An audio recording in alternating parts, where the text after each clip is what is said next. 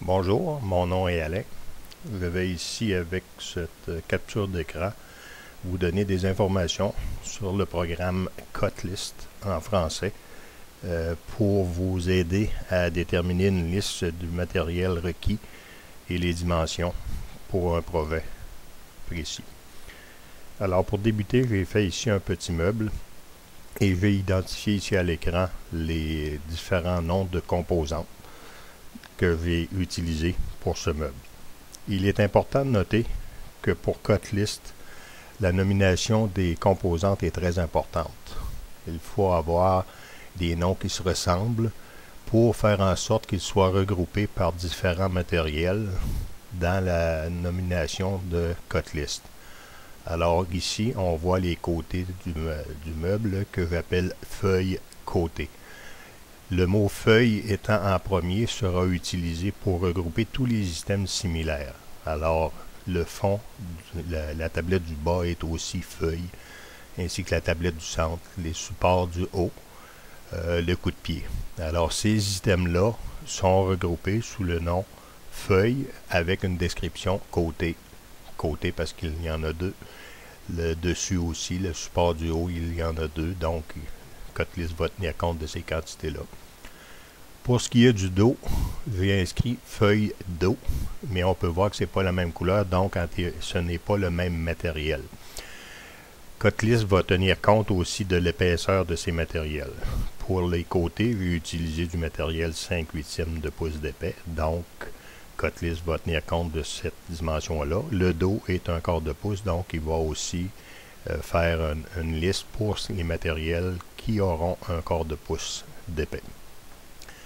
Pour les autres composantes qui ne sont pas prises dans des panneaux manufacturés, c'est-à-dire des panneaux que l'on achète déjà faits comme du MDF ou ces choses-là, Cotlist va les regrouper et va, selon les noms, alors moulure horizontale, on voit que j'en ai une en haut, j'en ai une en bas, les moulures verticales, j'en ai des deux côtés, donc il va les additionner et il va les placer sur des planches.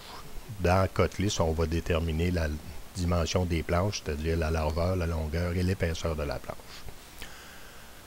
Pour ce qui concerne le panneau, le centre, les deux panneaux, le centre du panneau, c'est un collage que j'ai fait de différentes pièces, donc le nom panneau ne sera pas inclus dans Cotlist parce que c'est pas un panneau que l'on achète tout fait d'avance en format 4x8. C'est un panneau qu'on va confectionner.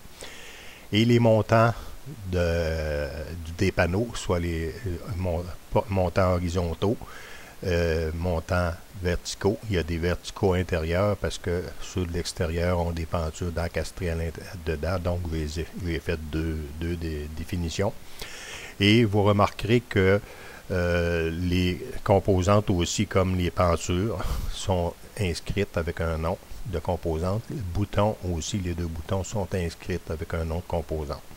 Alors, si on regarde la liste des composantes dans le modèle, on s'aperçoit qu'on a le bouton, on a feuille de côté, feuille coup de pied, feuille de dos, etc.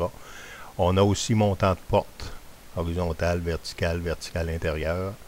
Et on a aussi les panneaux pour les portes, comme j'expliquais tout à l'heure, et les pentures. Alors ça, c'est la liste de composantes qui sera utilisée par le programme Cotlist pour définir la dimension des pièces, l'emplacement sur une feuille à découper ou sur une planche. Alors, ce qui concerne la description de ces pièces-là, encore là, c'est très important d'avoir un standard. Si on n'a pas de pièces, s'il y a des pièces qui ne sont pas définies ou n'ont pas de nom, Cotlist n'en tiendra pas compte ou va en tenir compte dans des pièces non listées.